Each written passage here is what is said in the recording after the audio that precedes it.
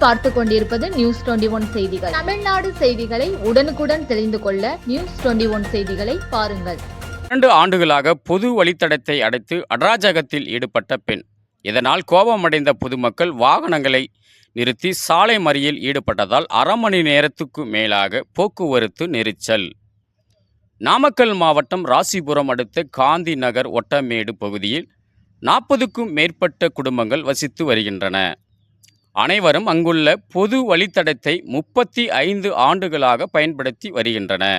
இந்நிலையில் அதே பகுதியில் வசிக்கும் தவமணி என்ற பெண் மற்றும் அவரது உறவினர்கள் கடந்த 2 ஆண்டுகளாக அப்பகுதியில் பொதுமக்கள் பயன்படுத்தி வந்த பொது வழித்தடத்தை கம்பி வேலி அமைத்து அடைத்தனர்.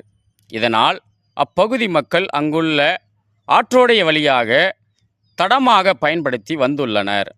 அப்பகுதி மக்கள் இரவு நேரங்களில் வேலையை முடித்து ஆற்றோட வழியாக வீட்டுக்கு செல்லும்போது பல விஷப்பூச்சிகள் கடிப்பதாகவும் இதனால் உயிருக்கு பாதிப்பு ஏற்படும் நிலை ஏற்பட்டு உள்ளதாகவும் கடந்த 35 ஆண்டுகளாக நாங்கள் பயன்படுத்தி வந்த பொது வழித்தடத்தில் உள்ள ஆக்கிரமிப்பை அகற்றி தருமாறு ராசிபுரம் வட்டாட்சியர் அலுவலகம், மாவட்ட ஆட்சியார் அலுவலகம் என பல இடங்களில் புகார் அளித்துள்ளனர்.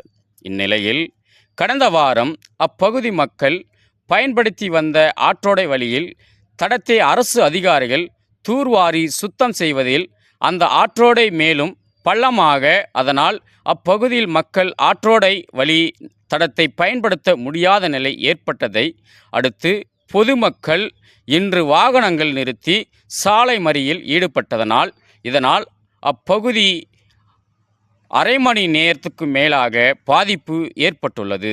இதனையடுத்து தகவல் அறிந்து வந்த சம்பவ இடத்துக்கு வந்த ராசிபுரம் துணை கண்காணிப்பாளர் விஜயகுமார் சாலை மறியலில் ஈடுபட்டவர்களை சமாதான பேச்சுவார்த்தையில் ஈடுபடுத்தி அப்பகுதி மக்கள் சாலை மறியல் கைவிட்டனர். பின்னர் பொது வழித்தடத்தை அடைத்து கம்பிவேலி அமைத்த தவமணி பெண்ணிடம் விசாரணை செய்தார். அப்பொழுது அந்த பெண் இதுக்கும் எனது சொந்தமான நிலம் என ராசிபுரம் துணை கண்காணிப்பாளர் வாக்குவாதத்தில் ஈடுபட்டார். இந்நிலையில் அங்கு வந்திருந்த வட்டாட்சியர் அரசு பதிவேட்டில் இது பொது வழித்தடமாகத்தான் உள்ளது என கூறி அந்த பொது வழித்தடத்தில் அமைக்கப்பட்ட கம்பி வேலைகளில் அகற்றப்பட்டது.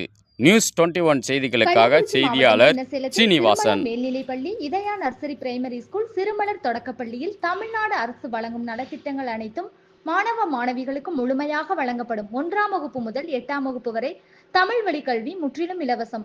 10ஆம் வகுப்பு, 11ஆம் வகுப்பு, 12ஆம் வகுப்பு மாணவிகள் 450க்கும் மேல் மதிப்பெண் எடுக்கும் மாணவ மாணவிகளுக்கு 50% கல்வி கட்டண சலுகை உண்டு. தரமான கல்வி, வளமான எதிர்காலம். மாணவ மாணவிகளை எம் பள்ளியில் சேர்க்க முந்துங்கள். மாணவ மாணவிகளின் படிப்பிற்கும் ஒழுக்கத்திற்கும் 100% வெற்றி உறுதி.